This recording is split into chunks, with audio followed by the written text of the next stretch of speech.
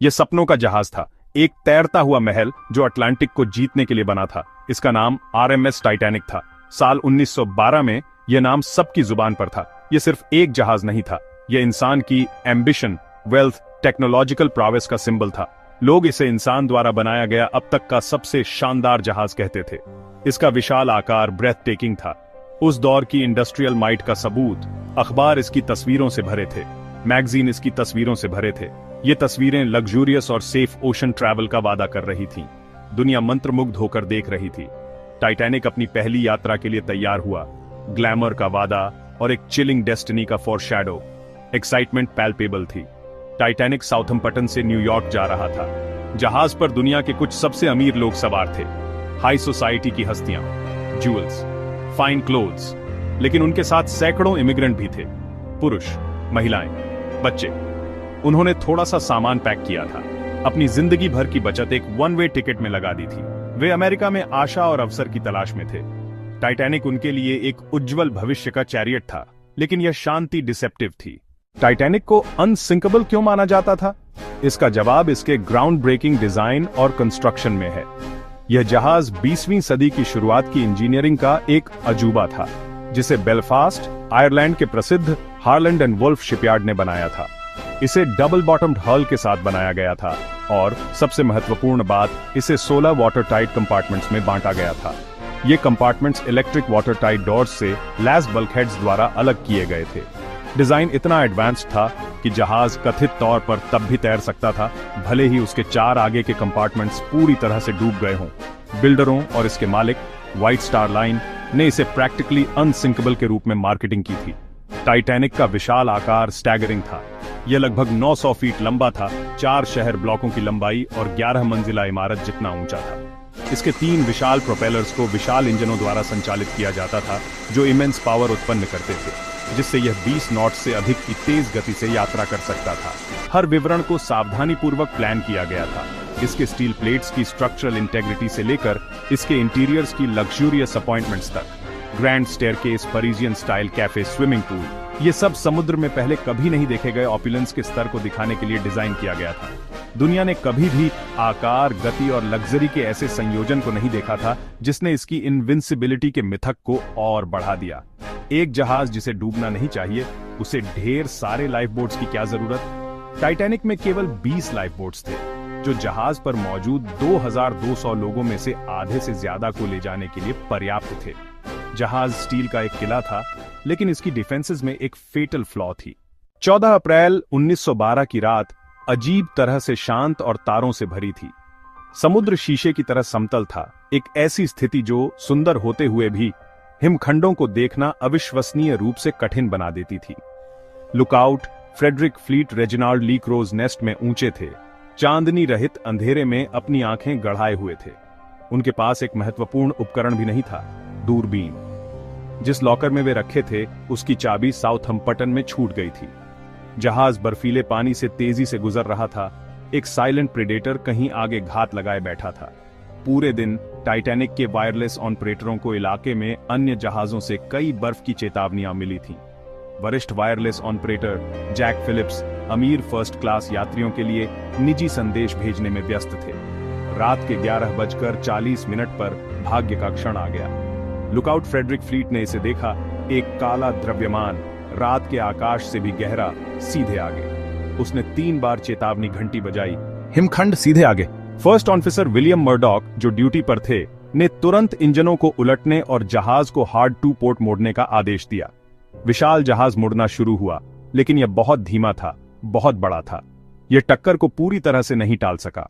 सीधी टक्कर के बजाय हिमखंड जहाज के स्टारबोर्ड साइड के साथ रगड़ता हुआ चला गया। एक लंबी ग्राइंडिंग एनकाउंटर जो लगभग 10 सेकंड तक चली। वाटरलाइन के नीचे बर्फ ने स्टील की प्लेटों को काट दिया और मोड़ दिया, रिवेट्स को बाहर निकाल दिया और कम से कम 5 कंपार्टमेंट्स को समुद्र के लिए खोल दिया। लेकिन जहाज के आर्किटेक्ट थॉमस एंड्रयूज, जो जहाज पर थे, के लिए सच्चाई तुरंत और भयानक रूप से स्पष्ट थी। क्षति का त्वरित निरीक्षण करने के बाद उन्होंने कैप्टन स्मिथ को ग्रिम वर्डिक्ट दिया। जहाज 4 डूबे हुए कंपार्टमेंट से बच सकता था, लेकिन 5 से नहीं, और संभवतः 6 में पहले से ही पानी भर रहा था। एंड्रयूज ने गणना की कि महान टाइटैनिक, आधुनिक दुनिया का अनसिंकेबल अजूबा, लगभग 2 घंटे में डूब जाएगा। समय के खिलाफ एक फ्रैंटिक, डेस्परेट दौड़ अभी शुरू हुआ थी। अनसिंकेबल जहाज डूब रहा था, सपना खत्म हो गया था।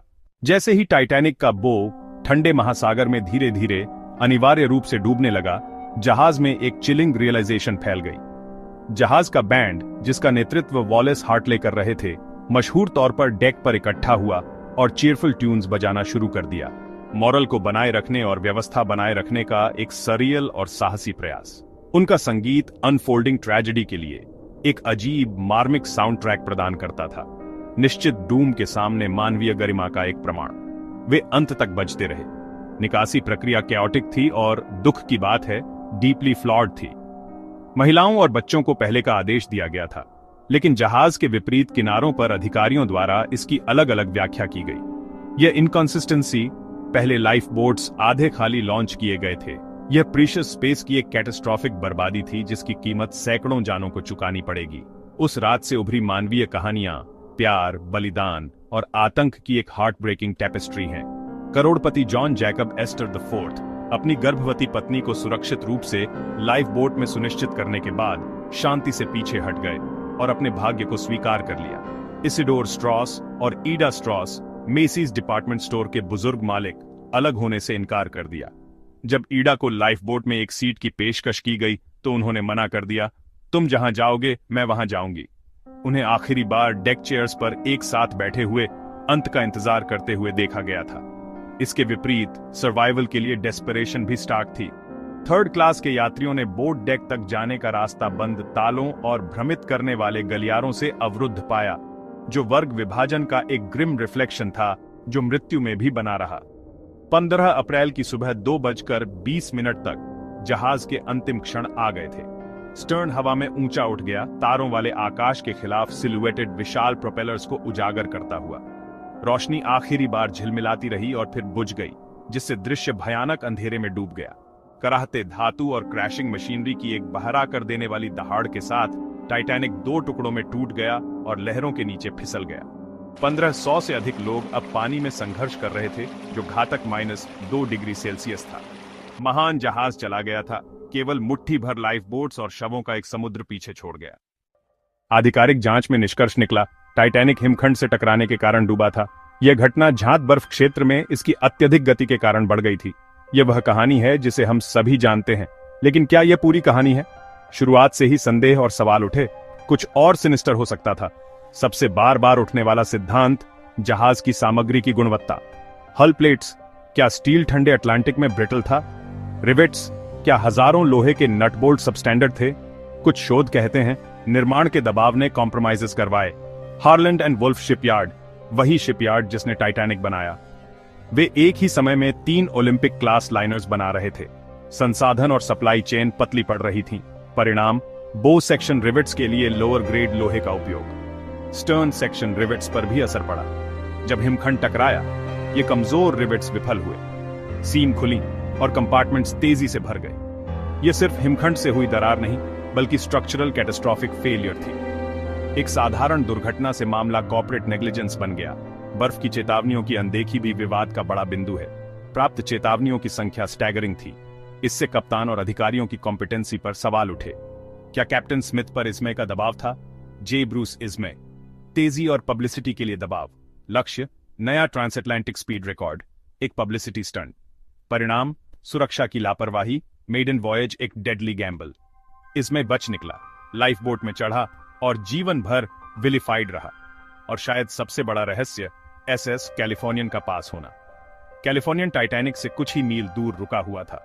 उसके क्रू ने रात में डिस्ट्रेस रॉकेट्स देखे, लेकिन अर्थ समझने या कार्रवाई करने में वे विफल रहे।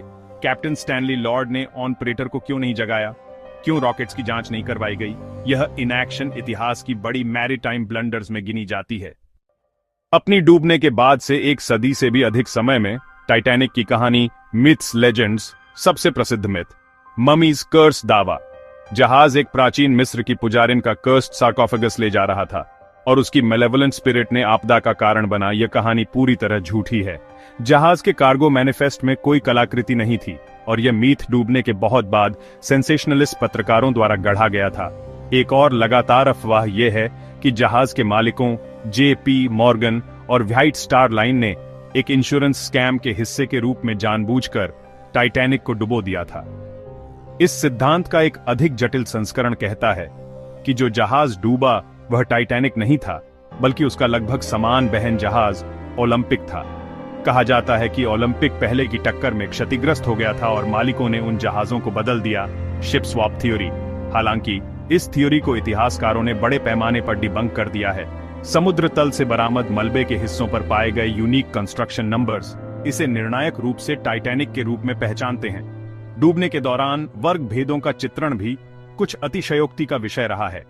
तथ्य यह है कि फर्स्ट क्लास के यात्रियों का एक बड़ा प्रतिशत बच गया, पर यह विचार कि थर्ड क्लास के यात्रियों को जानबूझकर डेक के नीचे ताला लगाकर छोड़ दिया गया था, एक ओवर सिंप्लिफिकेशन है। कुछ गेट वास्तव में बंद थे, अक्सर वर्ग अलग रखने के लिए, और कानूनों के अनुरूप थर्ड क्लास में उच्च मृत्यु दर के प्रमुख कारणों में भाषा की बाधाएं थीं और उनके केबिन से बोट डेक तक की लंबी जटिल दूरी और मार्ग भ्रम और मार्गदर्शन की कमी, न कि एक दुर्भावनापूर्ण साजिश ने उनके भाग्य को सील किया।